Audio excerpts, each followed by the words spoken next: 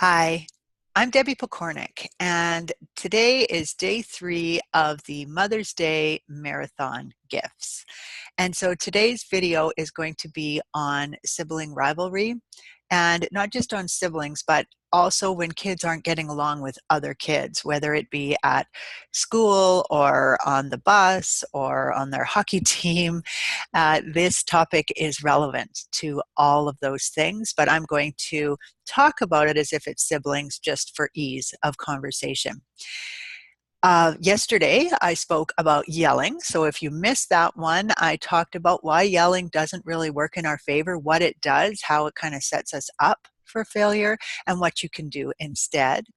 And on Monday, I spoke about the difference between discipline and punishment, and why it's important we understand that difference. If we want to do things differently, then we do have to adopt a different mindset. And when you adopt the mindset of discipline, it can make your experience challenging, but so worth it in the long run. It is like delayed gratification, whereas punishment tends to be more of a reaction and a little easier for us to do. Discipline requires us to work a little harder, but it's so worth it in the end. Tomorrow, I'm going to talk about resiliency, why that's so important. Boy, it ties into all of these topics so much.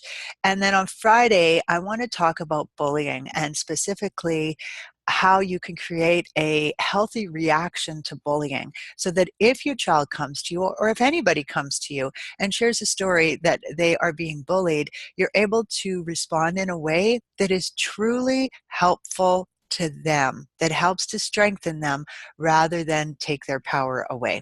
So really important topic, and I hope you'll be able to join me on that one. So this Mother's Day Marathon is all based on my show, Vibrant Powerful Moms, where it's a radio show that airs on Transformation Talk Radio every Monday. Excuse me. And I decided for the month of May that I would have all guests come on that were focusing on helping you to be the absolute best mom that you could be, and to feel good about yourself in the process, because that's such an important piece. And then I decided to spice it up a little bit more by creating a gift. So I created an online gift basket that you will find on my website, empoweringenergy.com. That's 3 letters, NRG. So empoweringenergy.com.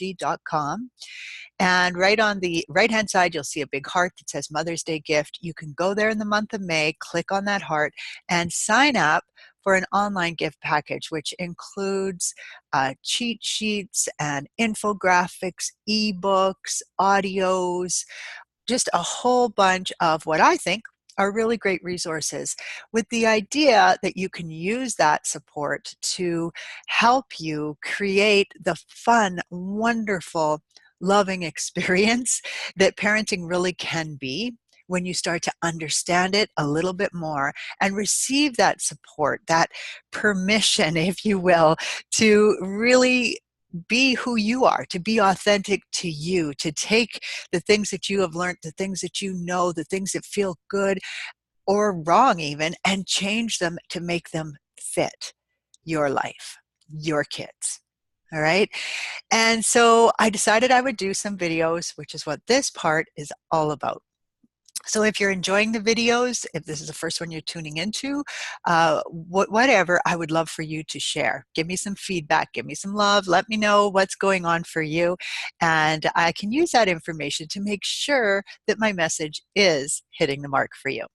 So today we're here to talk about sibling rivalry, and specifically about peer interactions, because something that most of us have not been taught is that our kids actually benefit from disagreements with other kids. So when other kids are maybe picking on them a little bit, they're not getting along, they're, fighting with each other, they're name calling, they're tattling on each other. All of these things are opportunities for us to teach our kids the emotional and social skills that they are going to need in order to function throughout their whole life in their relationships. Life is the training ground. And when our kids are little, we need to guide them, to help them to understand how they can take these situations, which don't always feel good, but growing doesn't always feel good, and use it to help them learn the things that they're going to need to learn in their life. And what's really interesting, I can't get into this too much because I could go off on a tangent and get lost, but the problems we have in our life tend to be things that we need to learn about. So if we don't figure out how to deal with it because maybe a well-meaning parent steps in and protects us from it and fixes it for us, and that, then those patterns are going to continue to come into our life in different ways, in different relationships. And I know you can probably relate to this. If you think back even over your own life, you can often look and go, oh my gosh, look at that. That happened like the first time was when I was in preschool. I remember, not getting along with that person. And I left, I ran away from preschool. My family had to find me. And, then years later, there I was in school and I had some kids picking on me and I didn't like it. And so I ran away, and so you look for these patterns, and these patterns will tell you what areas you really need to work on in this lifetime that you've actually come here to conquer. So it's in our best interest always to think, what is the learning in this situation? How do I get the most out of this situation? How do I help my child get the most out of this situation? And I can tell you right now, you don't help your child get the most out of any situation by doing everything for them. When they're babies, yes, we have to do for them, of course. As they get bigger and more capable, that's where we want to give them some of the control. That's why choices are such an important thing. But anyway, I'm in danger of going off on many different tangents. So today I actually have created a few notes to try to keep me more on track. So when kids fight, often they're fighting to get our attention, whether it be us as a parent, the teacher's attention, the coach's attention, whatever. When they're fighting to get our attention. And there's really three different ways that we can respond. One, we can react to their arguing, we can get involved, we can reward them for this irritating and unwelcome behavior. Two, we can completely ignore them. We can pretend that it's not even happening, go about our day, let them do it, which could actually end up in the interaction getting way worse as they try to push the limit to get your attention. One might be stronger than the other, or might just happen to pick up something nice and heavy.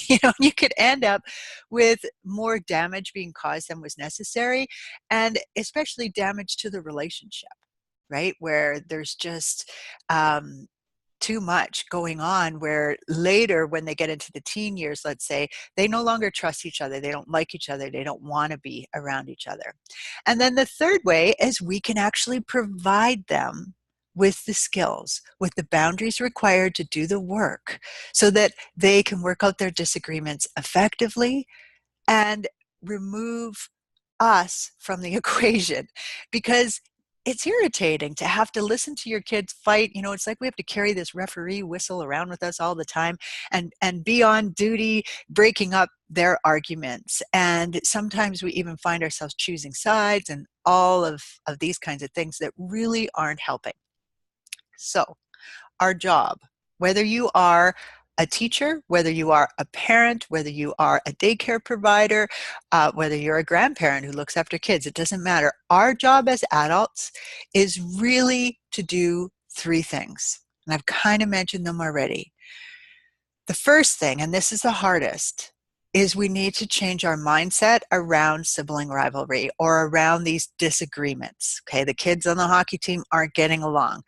Rather than see these as a really big problem, something that we must eliminate, something that shouldn't be happening, if we did our job right, this wouldn't happen, okay? Instead of looking at them like that, it works in our favor to change our mindset and start to recognize, you know what? This is their internship. This is their opportunity to become a person who can work through these things. So the first step is to change your mindset, to see this as a learning opportunity, a growing opportunity, a bonus. Now, in the booklet that you can get off of the from the gift on the gift page, in the booklet, you will find that there is a book there called Sibling Rivalry. And it's actually something about annoying behaviors. It's annoying behavior that kids do. But you can get that book, and in there, I will explain this in much more detail. For us today, I don't want to spend that much time. So you can read that to understand it more. For now, what I want to say is the greatest gift you can give yourself is to actually change your mindset and recognize this is part of growing up. Now, there are situations, and I touch on them in that book, where there are red flags, where it could be a bigger problem, and you want to deal with those a little bit differently.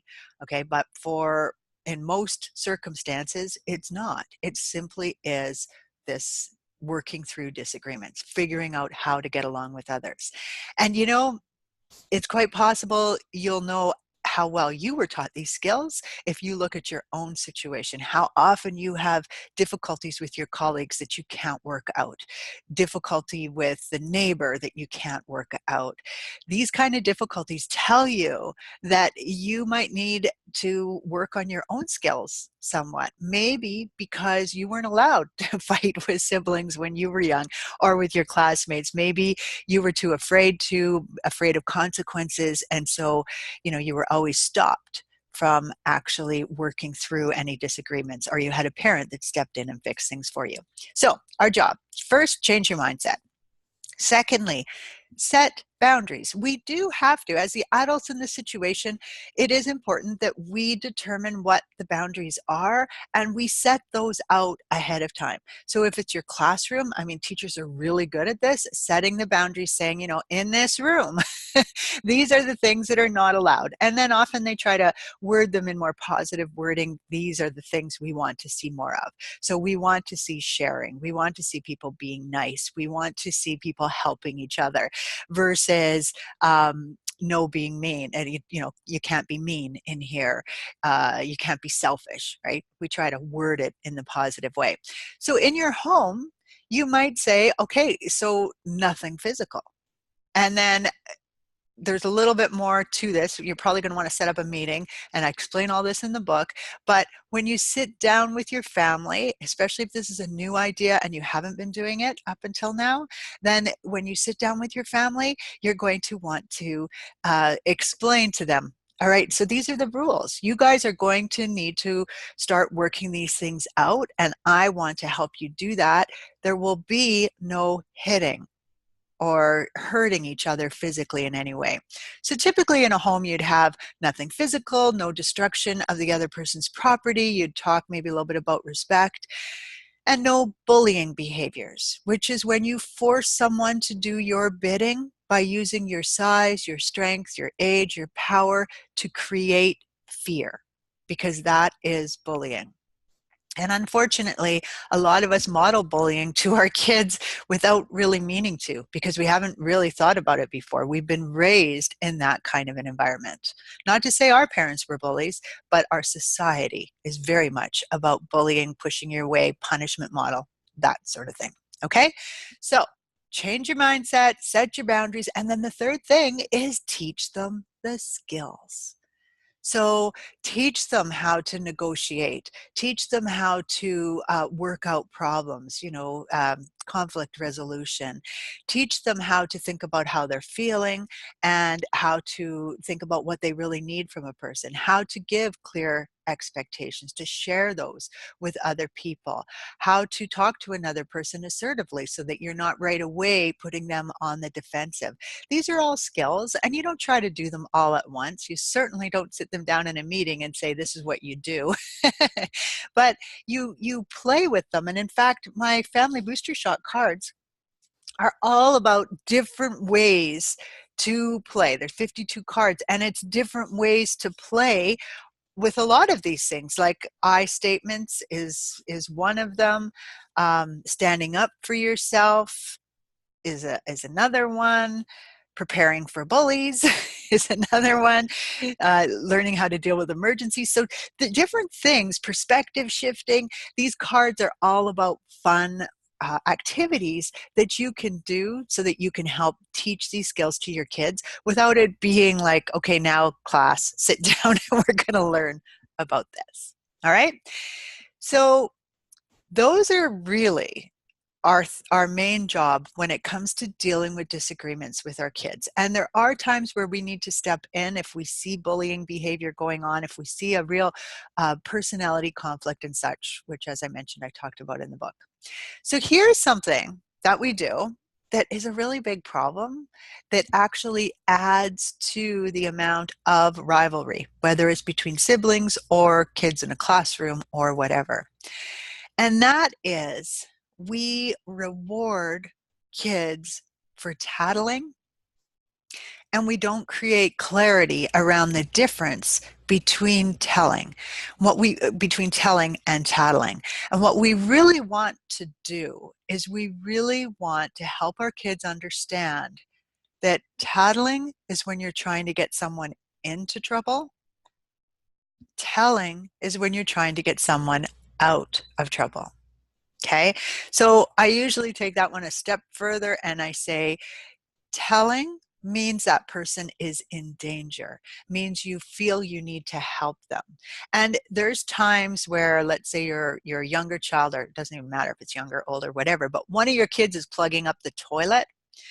They're not in danger, but you still do want to be told about it because nobody wants to deal with an overflowing, plugged up toilet. Right? So in that case, you use your creativity and you help your child understand how it might be telling. So you say, you know what, honey, when a toilet gets full of stuff, it overflows and water comes out, and then, little Susie could fall down and hit her head, and she could like breathe in a bunch of water. It could be really, really bad for her. So that is telling. That's a good one to tell me. And what you can do is you can actually teach your kids. You can say, if you're not sure ever whether it's telling or tattling, come and ask me. So now, little Tommy comes running over and says, Mommy, Susie's writing on the wall. And you say, oh, are you trying to get her into trouble or out of trouble? And if most kids, they're very quick at this, will go out of trouble. And you go, oh, so what danger is she in? You have a conversation with them about the fact that in reality they are tattling. So you just help them to see it. Now, let's use that example a little bit more here, because I can feel some of you might be going, okay, you're telling me I got to let my kids write on the wall? No, that's not what I'm saying.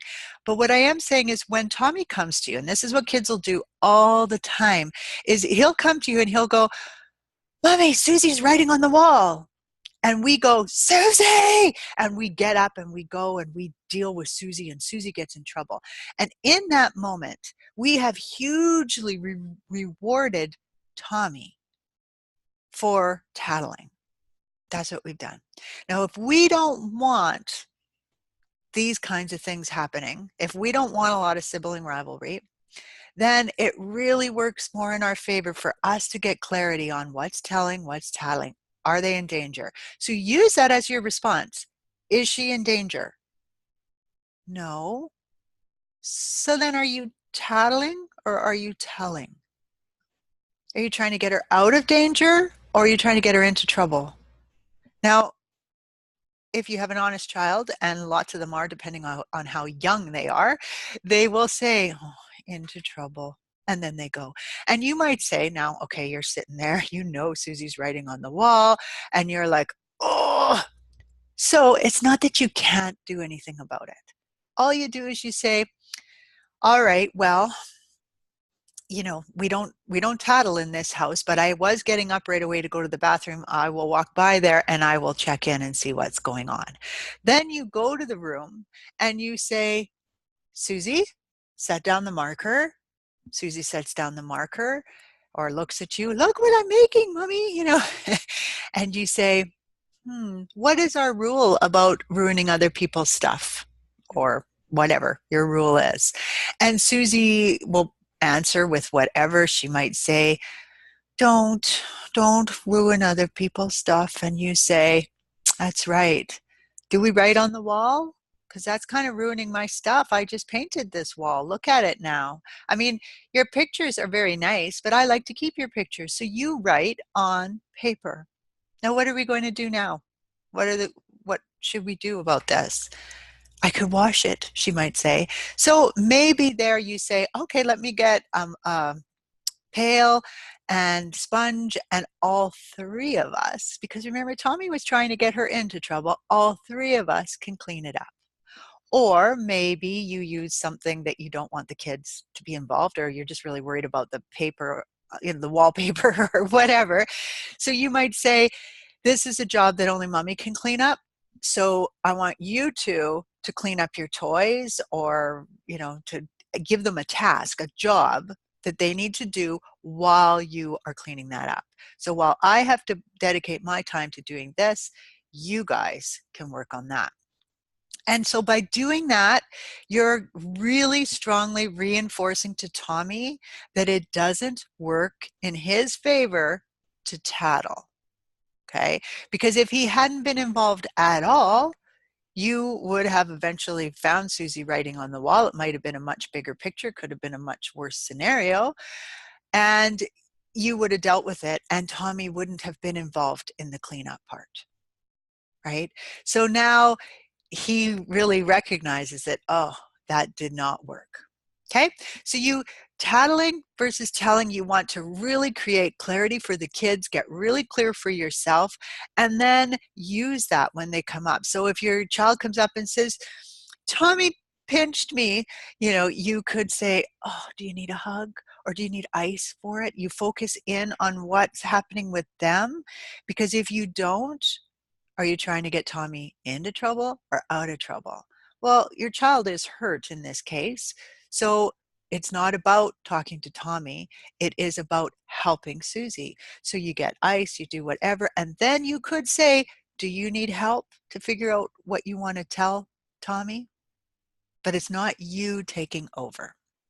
Okay, so I hope that does that justice and that you understand what I'm saying. When you reward your child for tattling, you are setting yourself up to be in that ref position a lot more. You will be blowing on that whistle. So if you want to decrease the sibling rivalry, if you want to help your child work out problems with their cousin, with whatever, you need to really become aware of that tattling, telling thing. Now, of course, other parents don't always get it. And so, or your teacher or whatever might not get it. So you help your child to understand it. That's the best you can do. And they might learn that at school it's okay to tattle, at home it's not. But at least at home then, you're not having to be the referee all the time. Okay, so that is something that you really want to watch out for. The other thing I wanted to mention today is I just wanted to give you a tool that can help to decrease the annoying habit of name calling, which is often involved in sibling rivalry, disagreements at school. Same age peers often like to pick on each other, and they like to name call. Now, some name calling is just about fun. It's just teasing. It's just, joking around with each other. But I talk in my relationship podcasts and courses and such, I talk about how any relationship can get strained if one person is making fun of the other person too much. You have to be putting back. I have this game of give and take, and you always want to be giving back to a relationship. So when my kids were young, I decided that I did not want a bunch of name calling, because to me it could escalate in a downward spiral. I had seen it happen many times with other kids that I was around, and I thought, I want them to know how to build a strong relationship with each other. I want them to know how to admire each other, how to compliment each other, how to look for the good in each other. So in our house, I created a rule that was, if you call somebody by a name, anything other than their actual name, then they had the right to ask you for two nice things. And if I overheard it, I could also say two nice things. But I usually, as my kids got a little bit older, I let them deal with it, and I only stepped in if it wasn't happening. I'd say, hey, that sounds like a too nice thing rule. And I would say that from the kitchen. It'd be, Mom, you're eavesdropping. But anyway, so this idea was that if you put someone down with a joke, even whether you're trying to be funny, because that's usually the defense, right? I was just joking, but meanwhile the other person is almost in tears, right? And so you go, well, that's okay. It's good that you were joking. Now you need to come up with two nice things. And so we practiced. We talked about what were examples of two nice things or any nice things. Like if you said to someone, nice shirt, they might get away with that the first time. But otherwise, we wanted it to be about the person. So you make me laugh. You're fun to be around. I like playing Lego with you. You're fun to play with. These kinds of things that are about their relationship with them or about that person. You're a really good artist. You're really good at singing. Those could be compliments as well. But again, we would often try to work towards things specific about that person that built the relationship up. Okay. The main idea, though, don't get too hung up on that part. The main idea was if you put someone down, it takes two things to build them back up. And so when you do this and when you enforce it, it's pretty simple. If they won't say two nice things, then immediately it goes to four nice things. If they won't say four nice things, it goes to six. And for me, anyway, they would have to leave the room and they could come back when they had their six. Sometimes they'd come back, they'd only have three. But depending on their age, depending on the situation, I might offer to help them. And then I might say, so what do you think about that pet store game? And they'd say, oh, it's fun. Who made up that pet store game? Oh, you make good games. So they would get it. And I would help them to think through what the two nice things could be. Now, the way for that to work, and I'm not going to be able to get into all the details, but I have a handout on it as well. Name calling, how smart parents and teachers can turn this annoying practice into skill development. And it is not on that page right now, the gift basket, but I'm going to add it there today. So if you want, there's a little more detail and how to set that up, how to get it started, if you feel like you need more information about it. So that is a beautiful way to stop your kids from putting each other down, to start building up their relationship with each other, which is a great way to decrease the sibling rivalry. But it also works great in a classroom setting, in a church group, in a coaching, with a hockey team or ringette team or whatever. So the more we can think about, all right, what skills am I teaching? How am I guiding my child? You can see how this goes back to the discipline thing. Those questions, does this help my child to guide them towards appropriate behavior? The more we can think in those ways, the more we can take these little annoying habits and make them work better for us. And if we don't do those things, then we end up making our experience as a parent a lot more stressful if our kids, in fact, are not getting along or not working with each other.